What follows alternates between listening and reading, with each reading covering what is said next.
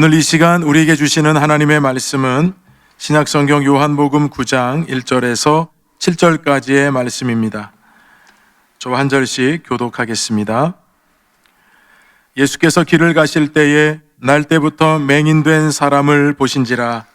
제자들이 물어 이르되 랍비여, 이 사람이 맹인으로 난 것이 누구의 죄로 인함이니까? 자기니까 그의 부모니까? 예수께서 대답하시되 이 사람이나 그 부모의 죄로 인한 것이 아니라 그에게서 하나님이 하시는 일을 나타내고자 하심이라. 때가 아직 낮음에 나를 보내신 이의 일을 우리가 하여야 하리라. 밤이 오리니 그때는 아무도 일할 수 없느니라. 내가 세상에 있는 동안에는 세상의 빛이로라. 이 말씀을 하시고 땅에 침을 뱉어 진흙을 이겨 그의 눈에 바르시고 함께 읽겠습니다. 이르시되 실로암 못에 가서 씻으라 하시니, 실로암은 번역하면 보냄을 받았다는 뜻이라. 이에 가서 씻고 밝은 눈으로 왔더라. 아멘. 복되고 거룩한 주일 3부 예배 나오신 여러분 모두에게 하나님의 은혜와 축복이 함께 하시기를 간절히 바랍니다. 우리 앞뒤 좌우 보시면서 반갑게 인사 나누시겠습니다. 주님의 은혜가 함께 하시기 바랍니다.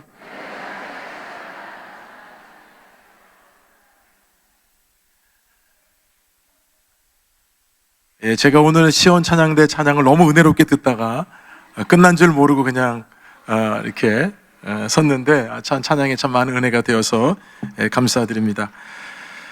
고난이 꽃이 되고 별이 되게 하소서라고 하는 책을 제가 주중에 읽게 되었는데요. 오늘 참 설교에 적절하게 인용할 만한 내용이 있어서 그 말씀을 드림으로 말씀을 시작하려고 합니다. 악기의 황제는 뭐니 해도 피아노라고 할 수 있습니다. 이게 바로크 시대 때에 만들어졌죠. 원래는 피아노라는 이름이 아니었고 포르테 피아노 또는 피아노 포르테라고 불려졌습니다. 포르테라는 말은 좀 세게 강하게 라고 하는 뜻이고요, 여리고 약하게는 피아노라고 했습니다. 그래서 이게 원래 합성어였는데 그냥 한 단어로 피아노라고 해서 이렇게 피아노가 지금 귀한 악기로 쓰임을 받고 있죠. 여러분 혹시 피아노 건반이 몇 개인지 아십니까? 예, 우리 찬양대 저거 벌써 답이 나오시는 거 보니까 88개입니다. 제가 사진을 띄워드렸더니 어떤 분은 개수를 쉬는 분들이 계시더라고요. 그 필요 없습니다, 여러분. 흰색 건반은 쉬운 2개고요, 검은색 건반은 36개입니다. 그래서 흰색, 검은색 이렇게 표현하지 않고 예전에는 뭐 에보니 앤 아이보리 이렇게 표현도 했는데, 이 악기는 강하고 세게 그리고 여리고 약하게 이것이 조화를 이루었을 때에 가장 아름다운 음색을 내는 것이 피아노입니다. 여러분 아날로그 시계를 아시죠? 아날로그 시계의 속 안을 들여다보면 여러 가지 톱니바퀴 형태의 이 모양들이 안에 들어가 있습니다. 그런데 이것이 한 방향으로만 이렇게 돌아가는 것이 아니라 어떤 톱니바퀴는 크고 어떤 거는 작고 어떤 거는 시계 방향으로 돌아가고 어떤 것은 반시계 방향으로 돌아가면서 시계 바늘이 움직이고 합을 맞추게 되어 있습니다. 만약에 저 안에 있는 크고 작은 톱니바퀴가 한쪽 방향으로만 진행된다면 시계는 고장 나는 겁니다. 계절도 마찬가지인데요. 여러분 한 주간 이번 보내시면서 갑자기 날씨가 더웠다가 갑자기 막 비가 오고, 또 어제 같은 경우는 우리 신정 마을 여기 세대이음 축제를 했는데 어제 오전은 좀 춥더라고요. 그만큼 여러분 날씨의 변화가 굉장히 많이 있죠. 만약에 햇빛만 내려쬐다, 비가 오지 않는다, 그런 곳을 우리는 사막이라고 합니다.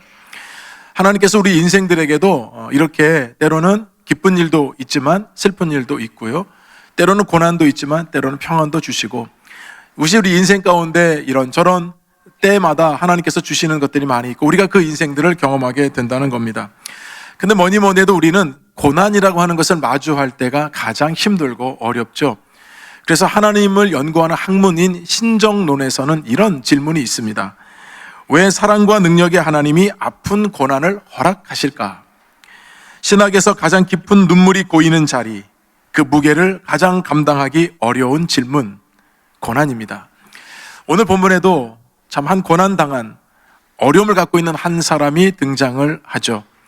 예수님께서는 오늘 말씀의 시작은 길을 가실 때라고 시작을 합니다. 자, 예수님이 어떤 길을 가셨을까요? 예수님이 가신 길은 다 의미가 여러분 있죠. 오늘 본문이 9장인데 7장 말씀에 보면 초막 초막절이 나옵니다. 초막절은 아시는 대로 이스라엘 백성들이 출애굽을 해서 광야를 지나는 동안에는 텐트를 치면서 지냈습니다. 하나님께서 이끌어 주셔서 약속의 땅까지 안착을 시켜 주셨기에 이스라엘 백성들은 하나님의 명령에 따라서 초막절을 지켰고요. 지금까지도 초막절을 이스라엘 사람들은 지키고 있죠. 예수님께서도 초막절을 지키기 위해서 예루살렘 성전을 찾으셨습니다. 그리고 그곳에서 하나님의 말씀을 전하고 가르치셨는데요. 유대인들이 예수님께 이런 질문을 했습니다. 아브라함은 죽었는데 당신이 아브라함보다 큽니까? 당신의 나이가 아직 50이 되지 않았는데 아브라함을 보았습니까? 여러분 이렇게 물었습니다. 그때 예수님께서 답변하시기를 아브라함이 나기 전부터 내가 있었느니라. 예수님의 말씀은 곧 예수님 자신이 하나님이시라는 것을 명확하게 드러내셨습니다. 그냥 믿고 싶지 않았던 이 유대인들은 이 예수님의 말씀을 신성모독이라 여겨서 예수님을 돌로 쳐서 죽이려고 했습니다. 그래서 예수님께서는 아직 하나님의 때가 이르지 않았기 때문에 성전을 나오셨습니다. 그렇다면 아마도 오늘 본문은 성전을 나오셔서 성전 주변에 어떤 길을 걷다가 한 사람을 보시는 것으로 말씀이 시작되고 있는 것을 알 수 있습니다. 자, 날 때부터 맹인된 한 사람을 보셨습니다. 예수님이 먼저 보셨어요. 그 말은 우연이 아니라 분명히 일은 섭리고 하나님의 계획하심이 있다는 것을 우리들에게 보여주는 겁니다. 자, 그렇다면 우리 1절 말씀을 한번 읽어보겠습니다.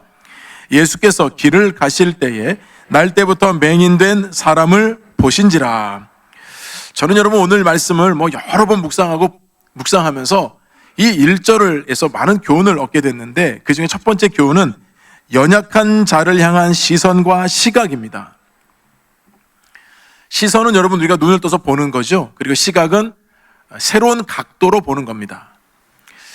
자, 예수님께서는 지금 성전 안에서는 말씀을 가르치셨지만 말씀을 받아들이지 않고 오히려 예수님을 살인하려고 하는 위협들이 많으셨고 그로 인해서 성전을 급히 나오셨는데도 불구하고 그 많은 사람들 가운데도 다른 사람들이 주목하지 않은 한 사람을 예수님께서는 주목하셨던 겁니다. 그런데 여러분, 지금 예수님은 혼자가 아니죠. 예수님의 제자들이 함께 있습니다. 그러면 예수님의 제자들도 성전 밖에서 예수님을 따라서 지금 함께 가고 있는 것인데 예수님은 한 사람을 주목했지만 예수님의 12 제자들은 그 한 사람을 주목하지 않았습니다. 함께 걷고는 있지만 예수님의 시선이 머무는 곳에 그들의 시선이 없었고 예수님의 마음이 있는 곳에 제자들의 마음은 없었습니다. 그럼 제자들은 여러분 뭘 보고 있었을까요? 아마도 많은 사람들이 여러분 이렇게 다니니까요. 사람들 구경했을 수도 있고요. 또 주변 환경들 볼 수도 있고요. 주변의 건물들도 여러분 볼 수 있지 않겠습니까? 함께 걷는다고 해서 함께 동행한다고 해서 같은 마음이 아니라는 것입니다. 이건 진정한 동행이 여러분 아니죠. 구약 성경에서 죽음을 보지 않고 천국으로 옮겨진 첫 번째 사람은 에녹이었습니다. 그 에녹의 인생을 성경은 단 한 단어로 사실은 표현하거든요. 우리 창세기 5장 24절 함께 읽어보겠습니다. 에녹이 하나님과 동행하더니 하나님이 그를 데려가심으로 세상에 있지 아니하였더라. 예, 여러분 에녹이 하나님과 동행하였다. 동행이라고 하는 단어를 여러분 썼습니다. 저는 여러분 이 말씀이 굉장히 새롭게 느껴지더라고요. 왜냐하면 지금 에녹이 300년 동안 하나님과 동행했다고 했거든요. 가인의 후손들은 하나님의 말씀을 거역했습니다. 그래서 그 가문과 후손에서는 하나님 말씀에 순종하지 않아서 2명의 아내들도 얻고요. 죄도 저지르고 심지어는 살인까지 저질렀습니다. 그러나 셋의 후손인 이 에녹 같은 경우는 그들과 다른 삶을 살았습니다. 그의 삶을 성경이 말씀하기를 하나님과 동행했다라고 말씀하는 겁니다. 그러니 여러분, 원래 동행이라고 하는 것은 단어의 뜻은 아주 분명하잖아요. 함께 걷는 거 아니겠습니까? 그런데 여러분 그렇게 단순한 의미가 아니더라고요. 이 걷는다는 의미는 하나님의 마음이 있는 곳에 그의 마음도 있다는 것이고요. 하나님이 바라보시는 것을 함께 바라보았다는 것이고요. 하나님께서 함께 가시는 곳에 그도 함께 갔다는 뜻이 동행이라는 뜻입니다. 여러분 우리가 같은 교회를 다니고 여러분 이렇게 함께 신앙생활을 한다고 해서 모든 성도들이 같은 곳을 보고 따를까요? 여러분 그러면 얼마나 좋겠습니까? 그게 당연한 것 같은데 당연하지 않는 경우도 있습니다. 교회가 어떤 일을 할 때도 같은 비전과 같은 마음을 품으면 여러분 못할 일이 있을까요? 모든 교회들이 같은 마음을 품고 같은 비전을 가지면 여러분 그 교회는 정말 세상이 감당하지 못하는 교회가 되는 거죠. 교회의 주인은 주님이십니다. 따라서 교회는 담임 목사가 이끄는 것이 아니라 주님께서 이끌어 가는 겁니다. 그래서 주님을 우리가 함께 바라보면서 주님이 이끄시는 대로 함께 비전과 마음을 품으면서 교회를 섬기는 것이죠. 저는 우리 교회 여러분 부임해서 참 받은 복이라고 하기 좀 그런데 좀 복이라고 저는 생각하고 있어요. 제가 수리하고 공사하는 복을 좀 받은 것 같습니다. 제가 부임하자마자 여러분 지금까지 공사를 많이 했거든요. 오자마자 교육관 여러분 뭐 봉사가 리모델링도 우리 다음 세대를 위해서 우리 교인들과 함께 했고요. 거기뿐만 아니라 교회 외관, 뭐 본당, 로비, 식당 계속해서 여러분 공사가 계속 될 수밖에 없더라고요. 물론 여러분 시설이 시간이 가면서 노후가 되고 낙후되니까 여러분 당연한 일이지만요. 물론 여러분 고쳤을 때까지는 고쳤을 것입니다. 오늘 3부 예배를 드리시는데 제가 사실은 걱정을 좀 했어요. 왜냐하면 지금 여기 본당 바닥 에어컨, 저 위에는 잘 나오는데요. 지금 밑에는 지금 이게 고장이 나가지고 이번 주 동안에는 여기 에어컨이 안 나오거든요. 그래서 이게 날씨가 너무 더우면 오늘 같은 날은 에어컨도 안 나오면 이게 굉장히 힘드실 텐데라는 자꾸 걱정을 좀 많이 했습니다. 뭐 시설이 노후가 되니까 좀 어렵지만 여러분 이게 어쨌든 고쳐 쓰는 대로 고쳐 쓰고 있습니다. 여러분 더 브릿지 우리가 같이 헌금하고 기도하고 있잖아요. 여러분 시대가 급변하는데 교회가 변하지 않고 갖출 것을 그때 갖추지 않으면 여러분 금방 교회는 도태됩니다. 물론 저는 시설만 여러분 중요하다고 생각하진 않아요. 그러나 오늘날 시대가 많이 바뀌어가지고요. 교회를 등록하게 될 때에 교회 시설, 공간, 주차, 예배, 교육 여러분 이런 거 다 잘 갖춰져 있는 교회를 가려고 하지 어떤 것 하나 불편하면 굳이 여러분 교회를 선택할 일이 많은데 굳이 여러분 어떤 거 하나가 없고 부족하면 여러분 그 교회를 선택하려고 하지 않는 것이 오늘날 시대입니다.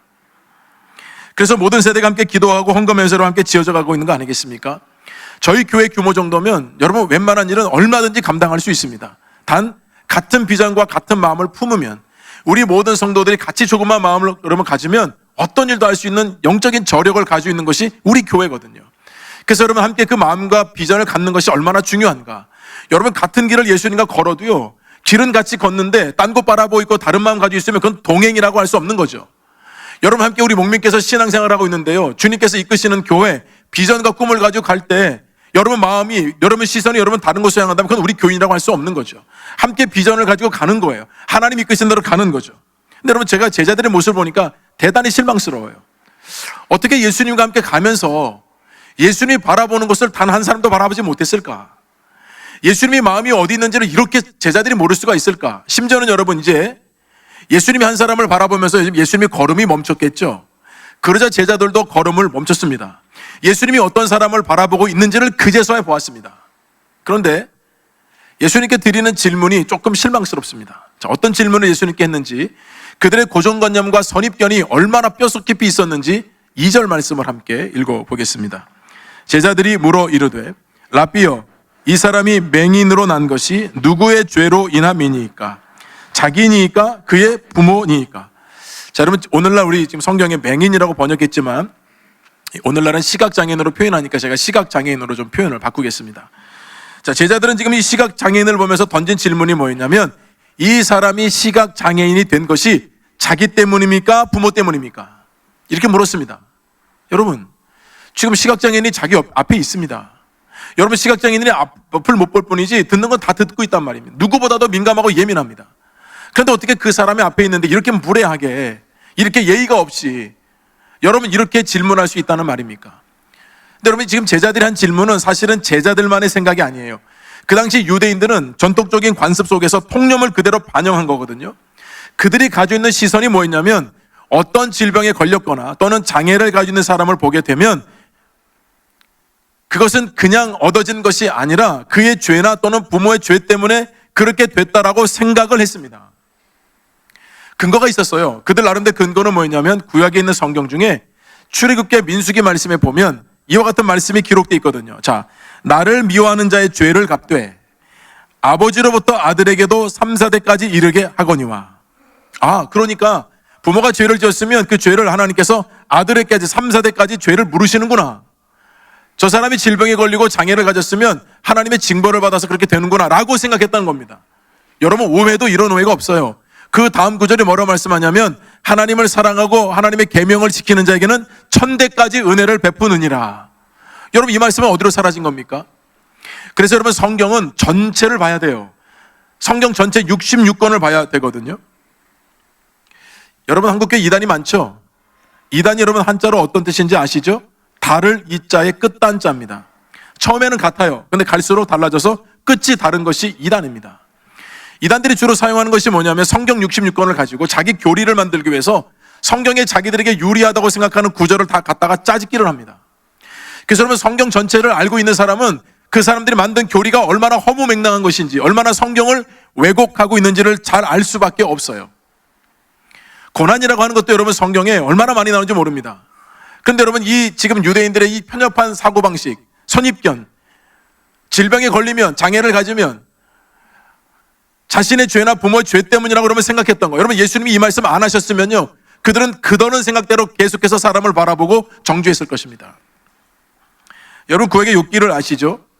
욥이 당했던 고난, 육체적인 고통은 그의 죄 때문이 아니었습니다. 하나님께서 욥을 보시면서 뭐라고 말씀하셨냐면 욥은 온전하며 정직하여 하나님을 경외하며 악에서 떠난 자라고 했습니다. 여러분 이런 평가를 받는 게 쉽겠습니까? 하나님이 욥을 보실 때 그렇게 평가하셨어요. 그런데 사단이 하나님께 와서 뭐라고 얘기하냐면 그것은요, 하나님이 그의 삶에 울타리를 두르시고 복을 왕창 쏟아 부어주셔서 그러니까 하나님을 경외하고 하나님을 믿는다고 하고 하는 거죠. 하나님이 그 울타리 걷어가시면, 그 축복을 걷어가시면 욥 가만히 안 있을걸요. 여러분 그래서 하나님께서 사단에게 욥을 시험하도록 허락하셨습니다. 허락하셨다는 것은 하나님의 섭리 안에 있다는 거지. 여러분 하나님을 어떻게 사단이 넘어설 수가 있겠습니까?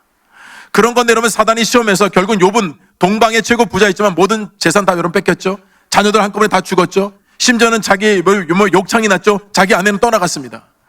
여러분 일순간에 당하는 고난은 이런 말할 수 없는 고난이었습니다. 왜 여기에 더 큰 고난이 뭐였냐면 친구들 때문이었어요. 자기가 뭔가를 좀 가지고 있을 때는요, 사람들이 몰리죠. 관심을 갖습니다. 근데 욥이 모든 것을, 재산도 잃었죠, 자녀도 잃었죠, 모든 것을 잃고 여러분 건강마저 잃은 상태가 되니까 친구들이 와서 위로하고 격려하기는커녕 비아냥거리면서 얘기를 합니다. 넌 도대체 우리가 모르는 사이에 무슨 죄를 그렇게 하나님께 졌냐? 우리도 받지 않는 이런 고난을 네가 받는 것은 뭔가 하나님 앞에 하나님께 섭섭하게 했다든지 하나님께 죄를 지었다든지, 그러니까 이렇게 네가 심판을 받는 것이지 어떻게 이렇게 한 사람에게 이런 고난이 닥칠 수가 있느냐라고 여러분 욥의 친구들이 그렇게 얘기를 했어요. 엘리바스, 빌다, 소발 한 사람도 예외 없이 다 그렇게 얘기를 했어요. 여러분 예수님은 항상 연약한 사람들에게 시선을 고정했습니다. 지금 욥의 친구들의 말이나 본문에 나오는 제자들의 말이나 똑같습니다. 고정관념, 선입견. 여러분 어떻게 연약한 사람을 보지 못하고 심지어는 주님과 동행하고 있다고 하는 사람들이 이런 시선을 여러분 가지고 있다고 한다면 그 안에 어떤 역사가 나타나겠습니까? 상처받는 사람뿐이죠. 그래서 여러분 우리에게 주시는 교훈은 우리에게 주님이 보셨던 그 시선과 마음을 우리도 가져야 한다는 것입니다. 그 마음을 품을 때 선한 역사가 우리 가운데 일어나게 될 줄로 믿습니다. 그런 주님이 가지고 계신 시선과 주님의 마음을 품는 저와 여러분 되기를 주님의 이름으로 축원합니다. 자, 여러분 이렇게 제자들이 그의 죄 때문인지 부모의 죄 때문인지 이렇게 물었을 때 예수님의 답변이 중요하잖아요. 예수님 뭐라고 말씀하셨는지 3절을 함께 읽어보겠습니다. 예수께서 대답하시되 이 사람이나 그 부모의 죄로 인한 것이 아니라 그에게서 하나님이 하시는 일을 나타내고자 하심이라. 자, 두 번째 중요한 교훈은 하나님의 영광을 바라보아야 한다는 것입니다. 이 말씀은 오래된 고정관념과 선입견으로 인해서 제자들을 비롯한 모든 유대인들을 향한 주님의 선언적인 메시지였습니다. 그가 지금 장애를 가진 것은 그의 죄 때문도 아니고 그의 부모의 죄 때문도 아니라고 하셨습니다. 오직 하나님께서 그 일을 통해 영광을 받으러 하십니다. 오직 하나님께서 하시는 일을 나타내고자 하심이라. 그 일을 통해서도 하나님이 영광을 받으신다는 뜻입니다. 요한복음 11장에도 예수님께서 같은 말씀을 하신 적이 있어요. 마르다와 마리아, 나사로 이 3남매 예수님과 여러분 굉장히 가깝게 지냈잖아요. 그런데 이 나사로가 죽을 병에 걸렸습니다. 다급한 나머지 이 두 누이들이 사람을 예수님 계신 곳을 보내서 다급하게 예수님께 요청했습니다. 주여 보십시오. 사랑하는 자가 병들었습니다. 곧 죽게 되었다는 뜻입니다. 자, 여러분 그동안의 관계를 생각하면 예수님께서 계신 곳에서 말씀으로도 고쳐주실 수 있고 예수님이 친히 가실 수도 있는데 예수님 이 말씀을 들으시고도 가지 않으셨습니다. 그리고 이렇게 말씀하셨어요. 요한복음 11장 4절 함께 읽어보겠습니다. 예수께서 들으시고 이르시되 이 병은 죽을 병이 아니라 하나님의 영광을 위함이요 하나님의 아들이 이로 말미암아 영광을 받게 하려 함이라 하시더라. 여러분 예수님은 지금 죽을 병 아니라고 말씀하셨는데요, 나사로 죽을 병 걸린 거 맞습니다. 왜냐하면 여러분, 나사로가 죽을 병에 걸려서 죽었어요. 그렇다면 예수님께서 이게 죽을 병이 아니라고 하신 말씀은 무슨 의미입니까? 예수님의 말씀의 의미는 병으로 인해서 죽지 않을 것이라는 의미가 아니라 그가 다시 살아나게 될 것이라는 것을 염두하고 하신 말씀이에요. 그래서 주님께서는 이 나사로 또한도 하나님의 영광을 위하는 일이라고 말씀하신 겁니다. 그러니 여러분, 예수님이 우리를 바라보시는 이 그림은 우리하고 스케일이 달라요. 우리는 지금 눈앞에 있는 것을 바라보지만 여러분, 그 질병 때문에 허덕이고 고통을 당하지만 주님은 그 일을 통해서도 분명히 영광을 받으신다고 하셨거든요. 그래서 여러분, 질병이 우리를 무너뜨리는 게 아니에요. 질병을 대하는 우리 영적인 태도가 우리의 삶을 무너뜨리는 거예요. 똑같이 여러분, 고난이 주어져도요, 신앙과 믿음으로 잘 이겨내면서 승리하고 하나님께 영광을 돌리는 분들도 있고요, 그 고난과 어려움 때문에 무너지는 사람도 있다는 말입니다. 죽은 나사로를 살려주시고 오늘 시각장애인을 고쳐주신 것은 주님 말씀하신 대로 이 일을 통해서 하나님께서 하시는 일을 그를 통해 나타내고자 하시며 하나님께 영광을 위한 것이다.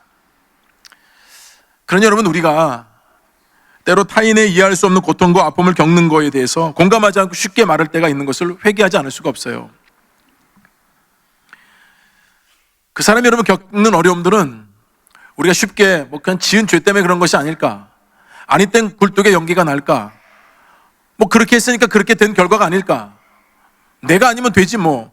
여러분, 혹여라도 우리가 이런 마음과 생각을 가지고 있다면 이거는 신앙적인 생각이 아닙니다. 우리는 너무 쉽게 말하고 너무 쉽게 판단하는 경향이 있습니다. 주님께서는 여러분, 그 시각장애인이 그 성전에 여러분 그 한 사람뿐이었겠습니까? 왜 그 사람을 예수님께서 주목하셨겠습니까? 분명히 주님께서 이 일을 통해서 나타내고자 하시는 목적과 이유가 있는 겁니다. 로마서 12장 15절 말씀에 보면 즐거워하는 자들과 함께 즐거워하고 우는 자들과 함께 울라고 말씀하셨습니다. 그 원인을 분석하거나 파악하려고 하지 말고 우선 공감하고 함께 울어주라는 것이 주님의 뜻입니다. 그러니 여러분, 우리가 쉽게 말할 수가 있겠습니까? 그분이 경험하고 있는 그 어려움과 고통이 문제예요. 죽을 병에 걸린 그 질병은 분명 그의 죄 때문도 아니고 부모의 죄 때문도 아니었습니다. 우리 주님께서 이렇게 선언해 주지 않으셨다면 절대 유대인들은 고정관념을 바꾸지 않았을 거예요. 왜곡했기 때문입니다. 그런데 주님께서 분명히 그 질병은 그의 죄나 부모의 죄 때문이 아니라는 선언으로 말미암아서 분명한 영적인 자유함을 다른 사람들이 많이 얻었을 것입니다. 예수님의 말씀은 여러분 지금 말씀하신 것이 아니고요, 초막절에 예수님께서 절기를 지키실 때 예수님이 가르치실 때 말씀 중에 우리에게 여러분 아주 귀중한 말씀으로 다가오는, 예수님 이런 말씀하셨어요. 나는 세상의 빛이라. 나를 따르는 자는 어둠에 다니지 아니하고 세상의 빛을 얻으리라. 여러분, 그래서 이 말씀이 선포된 다음에 어떤 일이 벌어집니까? 요한복음 8장에 보면 가늠하다가 현장에서 붙잡힌 여인이 예수님께 잡혀오죠. 많은 사람들은 그 여인의 이 죄를 보면서 돌을 들어서 그 여인을 율법대로 처형하려고 했습니다. 예수님 뭐라고 말씀하셨습니까? 너희 중에 죄 없는 자가 돌로 치라 하셨습니다. 눈에 보이는 죄만이 아니라 너희들의 마음의 의목에 품었던 모든 죄도 죄라는 주님의 말씀 아닙니까? 그러자 자기들 들고 있던 돌을 다 땅에 내려놓고 각자의 길로 갔습니다. 이제 예수님과 그 여인만 남았을 때 예수님께서 그 여인에게 하셨던 말씀은 다시는 죄를 범하지 말라 하시며 그 여인을 보내주셨습니다. 여러분, 예수님께서 이렇게 하신 이유는 그 여인을, 어둠 속에 갇혀있던 그 여인을 빛으로 불러내시기 위해서 그렇게 주님께서 말씀해 주신 겁니다. 나도 너를 정죄하지 아니하노니 다시는 죄를 범하지 말라. 여러분, 이렇게 말씀하시고 나서 오늘 이 앞을 보지 못하는 이 시각 장애인에게도 똑같이 주님께서 말씀하시는 거예요. 4절과 5절 함께 읽어보겠습니다. 때가 아직 낮음에 나를 보내신 이의 일을 우리가 하여야 하리라. 밤이 오리니 그때는 아무도 일할 수 없느니라. 내가 세상에 있는 동안에는 세상의 빛이로라. 여러분, 주님께서 이 시각장애인의 단순하게 눈을 뜨게 하기 위해서 이렇게 하신 것이 아닙니다.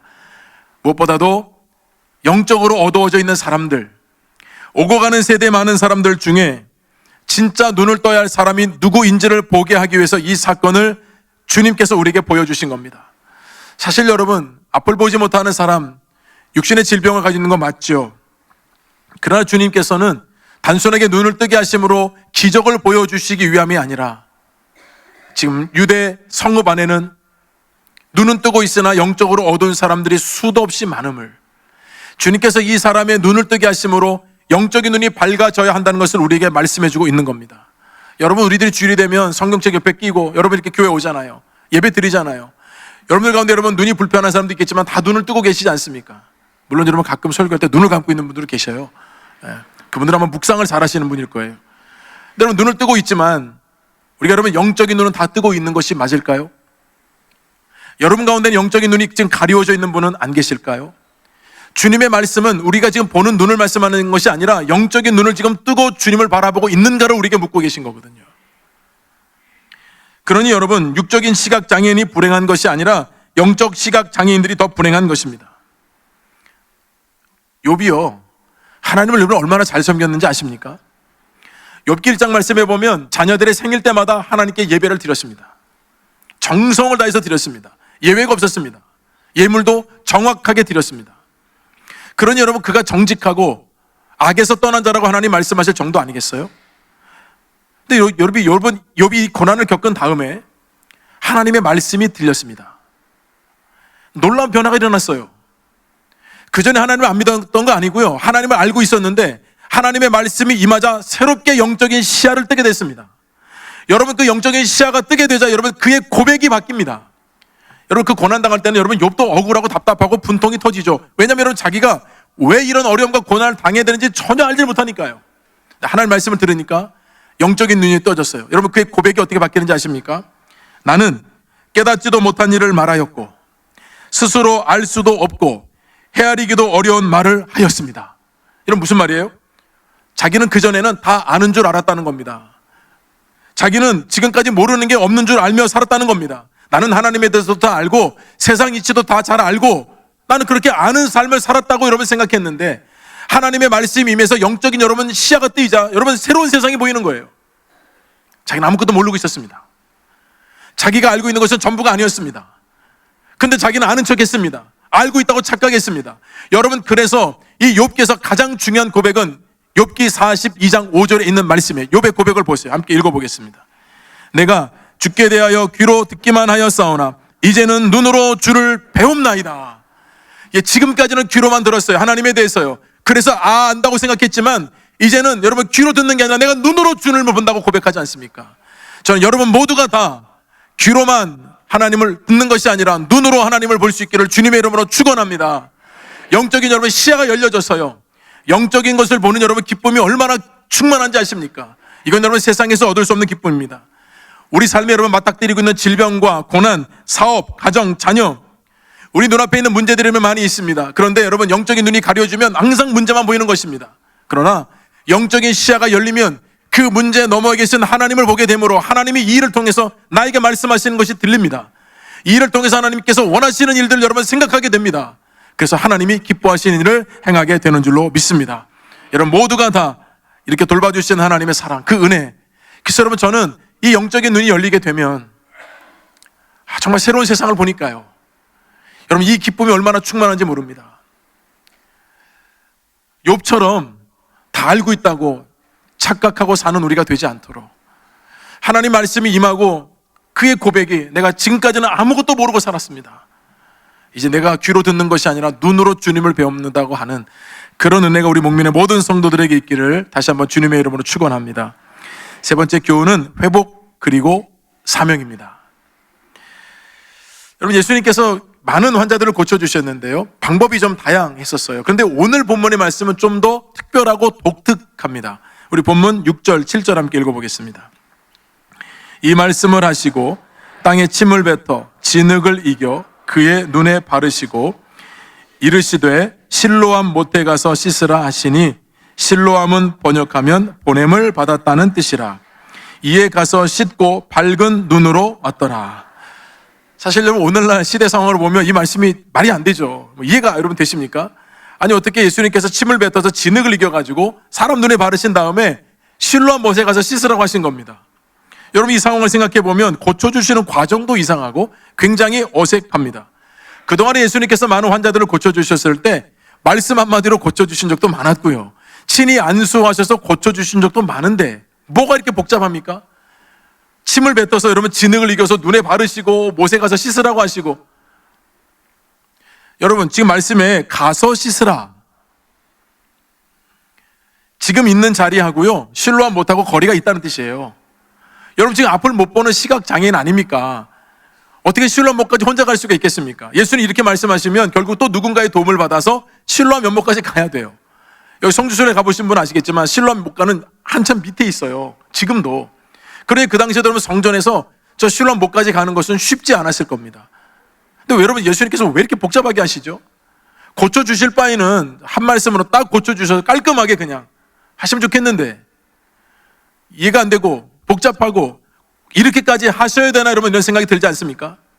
근데 중요한 건 뭔지 아십니까? 이 시각장애인은 주님의 말씀에 순종을 했다는 것입니다.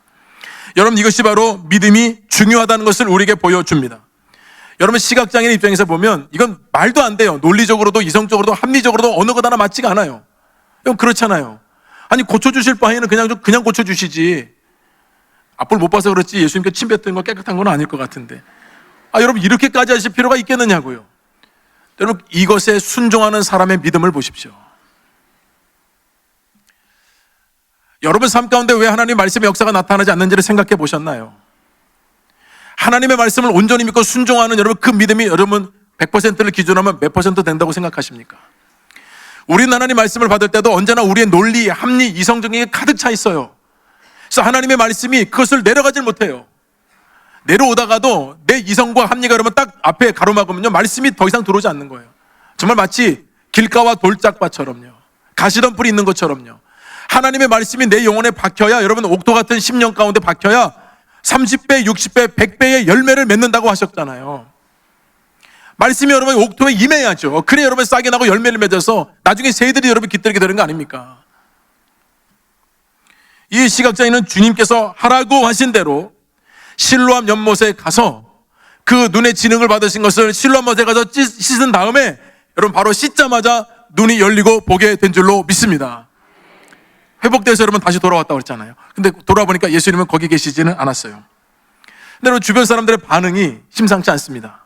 분명히 이 사람은 성전 근처에서 구걸하면서 시각장애인으로 살았던 사람인데 주변 사람들 중에는 명확하게 아는 건 알아요. 이 사람이 시각장애인으로 성전문 옆에서 구걸했던 사람이다. 어떤 사람은 저 사람 분명히 우리가 맨날 봤던 사람인데 저 사람이 맞나? 어떤 사람들은 그 사람이 아니고 좀 비슷한 사람이 아니냐? 여러분 이렇게 주변 사람들의 반응이 나오고 있습니다. 그런데 여러분 중요한 것은 회복된 사람의 간증이 중요하잖아요. 다른 사람이 뭐 같은 인물이든 비슷한 인물이든 보든지 간에 자기 고백이 중요한 게 아닙니까? 이 사람들이 이렇게 말을 하자 여러분 이 고침을 받은 사람의 대답을 보세요. 11절 함께 읽어보겠습니다. 대답하되 예수라는 그 사람이 진흙을 이겨 내 눈에 바르고 나더러 실로암에 가서 씻으라 하기에 가서 씻었더니 보게 되었노라. 예수라는 분이 말씀하신 대로 했더니 눈을 뜨게 되었다는 것입니다. 여러분 오늘날에도요 예수님을 영접하는 분들 보면 참 놀랍거든요. 여러분 한 분 한 분이 교회 등록하고 여러분 교회를 다니고 예배를 드리는 게 여러분 얼마나 놀라운지 아십니까? 평범하게 오시는 분들이 거의 없습니다.